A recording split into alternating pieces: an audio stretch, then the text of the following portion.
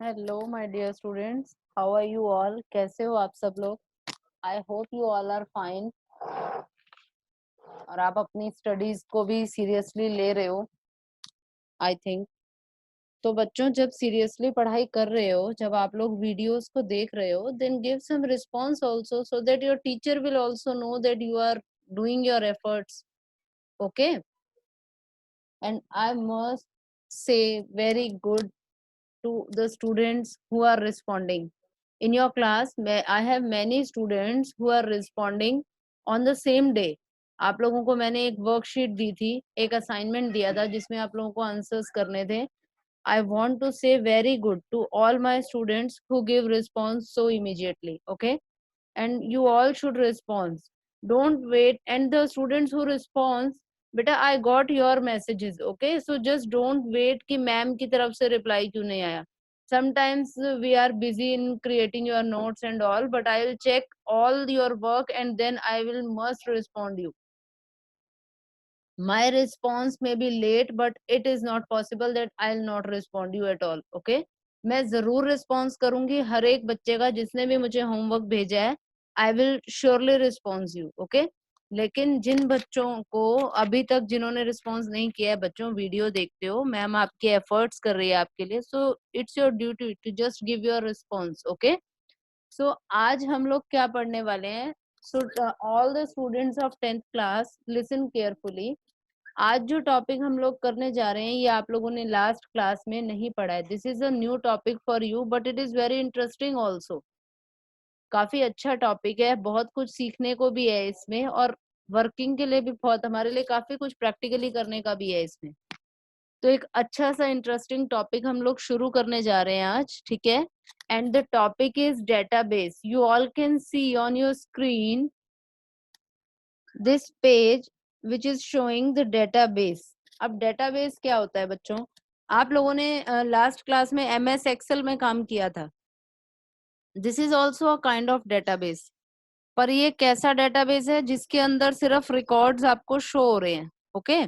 Means एक ही table है जिसमें आप जितना चाहे उतने रिकॉर्ड्स डाल पा रहे हो, ठीक है? But if I am talking about database, database is collection of interrelated data, okay?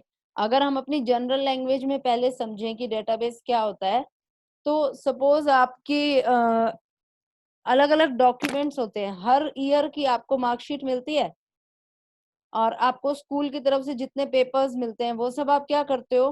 किसी अलमीरा में या किसी फोल्डर के अंदर उनको, या किसी जगह पर उनको संभाल कर रखते हो, सब आपसे रिलेटेड जितने डॉक्यूमेंट्स हैं, ओके? तो इस तरीके से किसी बॉक्स में रखते हैं या किसी फोल्डर के अंदर रखते हैं. कई पेरेंट्स क्या करते हैं, एक बच्चे का एक फोल्डर है, उसी में उसके सारे रिलेटेड पेपर्स हैं. एक फाइल बना ली जिसमें सारे पेपर शुरू से अभी तक के जरूरत के जो है बच्चे के, वो उसमें रखते रहे. So this is the database, जहां पर बहुत सारी इंफॉर्मेशन एक चीज से रिलेटेड स्टोर है, ओके? अब हम बात करेंगे, वो तो है हमारी जनरल लाइफ. अब कंप्यूटर के अंदर डेटाबेस क्या है? Database refers to the collection of interrelated data, and database management system is a computer program. Full form DBMS. DBMS की फुल फॉर्म क्या है? Database management system. ये कंप्यूटर का प्रोग्राम है that manage a database effectively and efficiently. एक database management system, नाम से पता लग रहा है, जो डेटाबेस को मैनेज करने का काम करता है वो डेटाबेस मैनेजमेंट सिस्टम होता है, ओके बच्चों? सिंपल है. डेटाबेस क्या है? जहां पर रिकॉर्ड जाकर सेव हो रहे हैं, इंटर रिलेटेड डेटा सेव होता है, ओके? अब ये डेटाबेस काम कैसे करते हैं? तो बच्चों, जो डेटाबेस है वो एक सेंट्रली कंट्रोल्ड डेटाबेस सिस्टम पे वर्क करते हैं. डीबीएमएस क्या है? एक सेंट्रली कंट्रोल्ड सिस्टम है, ओके? सपोज एक तरफ एंड यूजर है, एक तरफ एप्लीकेशन प्रोग्राम है, बीच में डीबीएमएस काम करता है.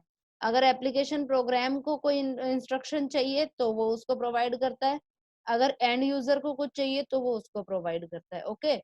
फॉर एग्जाम्पल, आप लोग देखते हो, हम लोग बैंक में जाते हैं, सब जाते हैं, या कभी हॉस्पिटल्स जाना पड़ता है, ओके?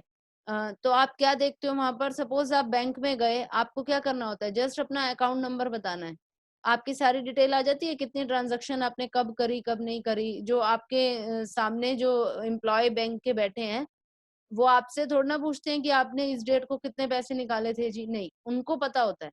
अगर आप उनसे अपनी पासबुक प्रिंट कराओगे तो वो जस्ट आपका अकाउंट नंबर डालते हैं, पूरी डिटेल आपकी सामने आ जाती है। वो डेटाबेस ही है बच्चों, एक डेटाबेस बना के सेव कर दिया गया है। जितने भी उनके अकाउंट्स और नए बनते हैं वो भी उसी डेटाबेस में ऐड कर देते हैं। फिर जब उस अकाउंट में से पैसे निकले या उसमें डले, वो भी उसमें डेटाबेस में जाके अपने आप ऐड होता रहता है। जब वो एंट्री करते हैं डेटाबेस में चला जाता है।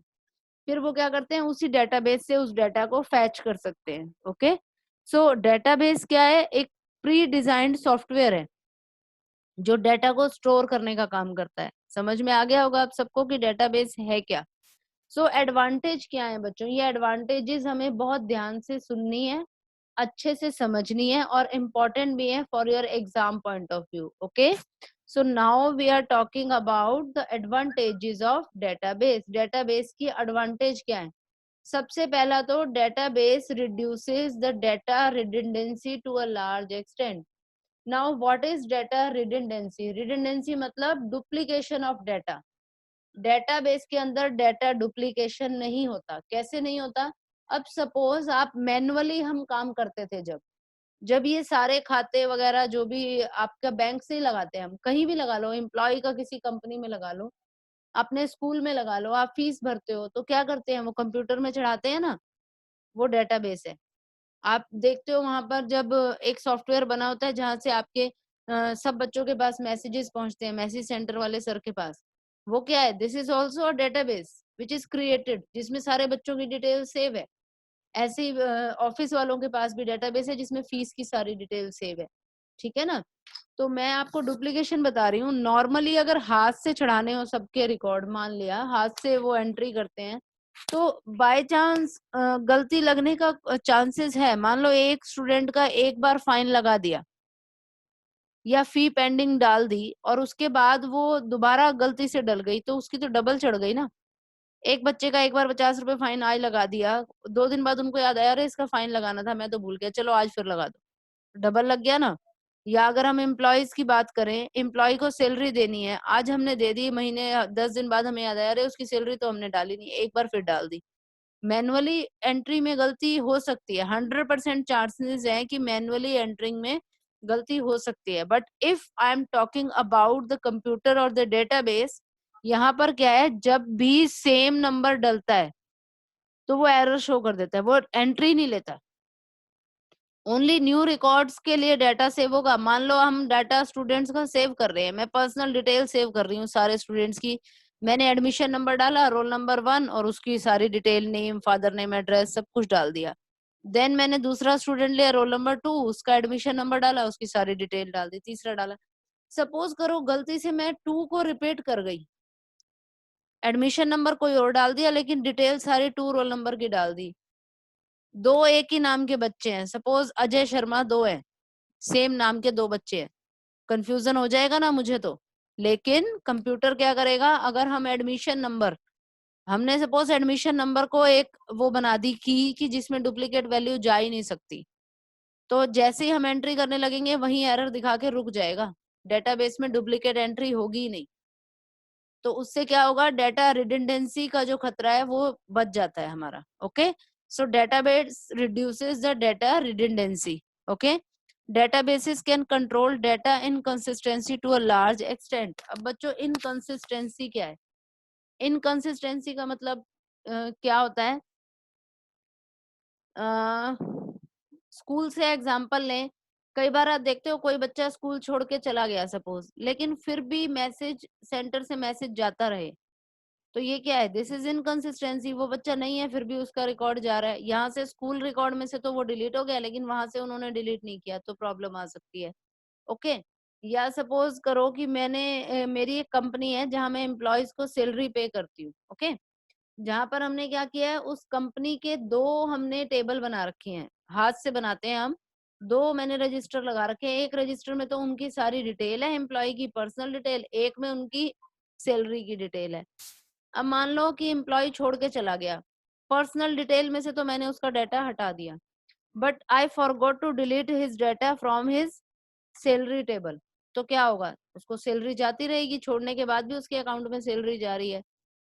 सो ये तो काफी सीरियस इशू है। तो this is called data inconsistency, कि एक जगह से डिलीट कर दिया, दूसरी जगह से करना रह गया।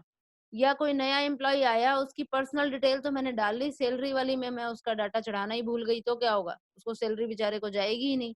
So this is called data inconsistency, जो कि डेटाबेस के अंदर नहीं हो सकता। अगर आपने अपनी फर्स्ट टेबल में डेटा नहीं डाला है तो सेकंड में आप डाल ही नहीं सकते।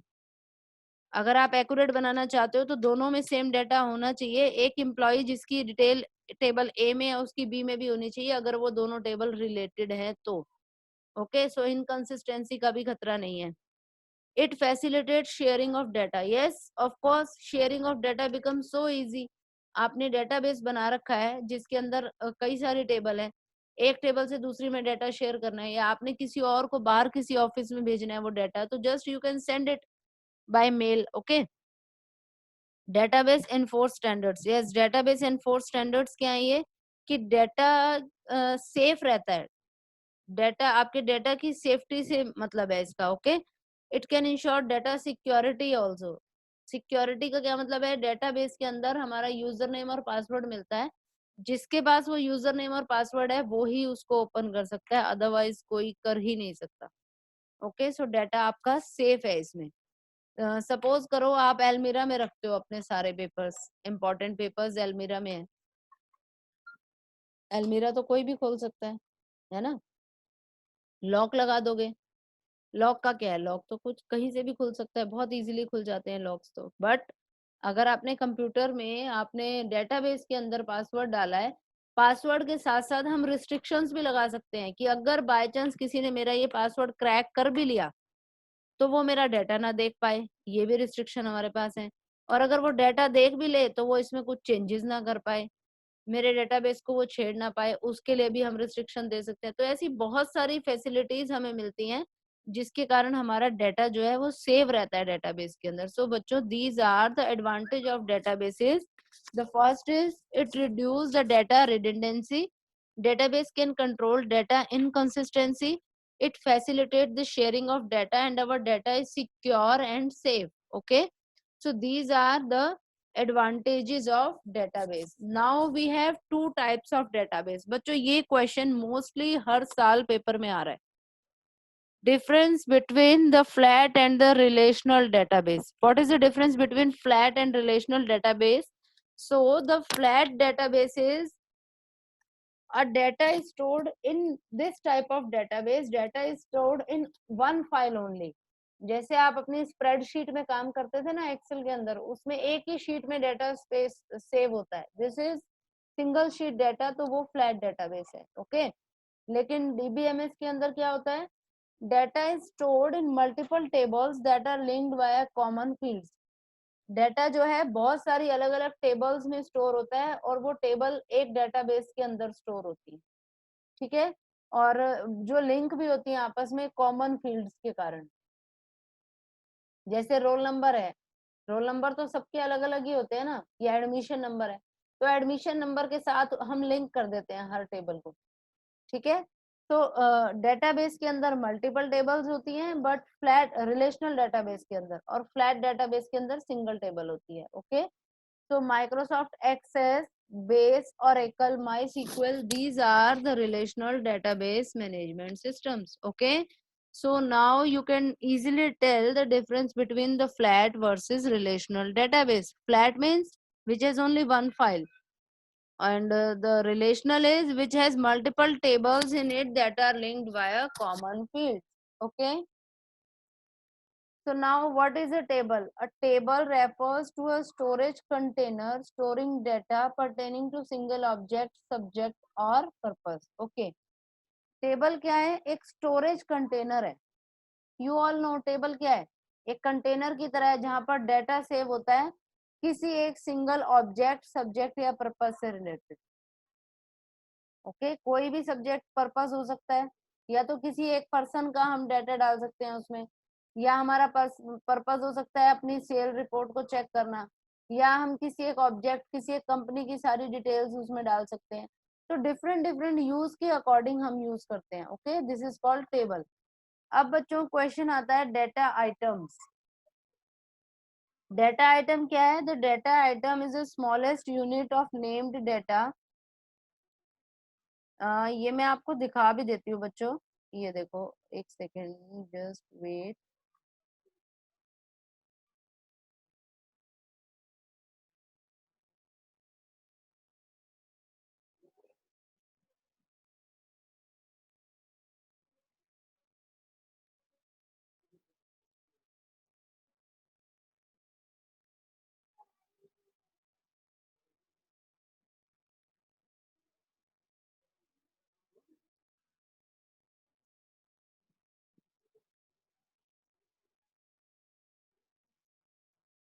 Yes, you can see here, students.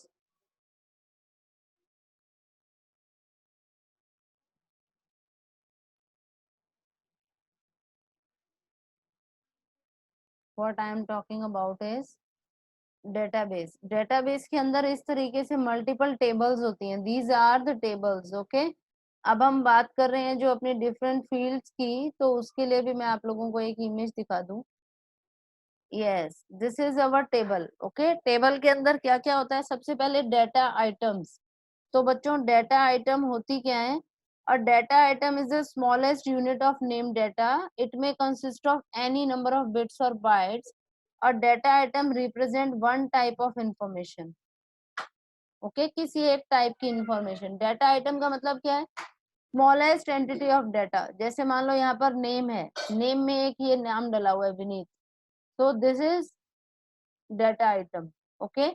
The first name is a data item which contains that name in it, okay.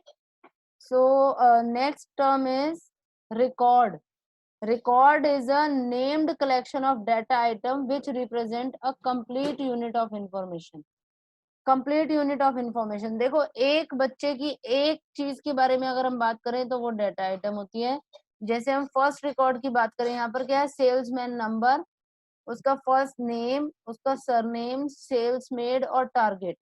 ये पूरा मिलाकर जो सेल्समैन EA01 है, उसका जो ये पूरी डिटेल है, this is called a record.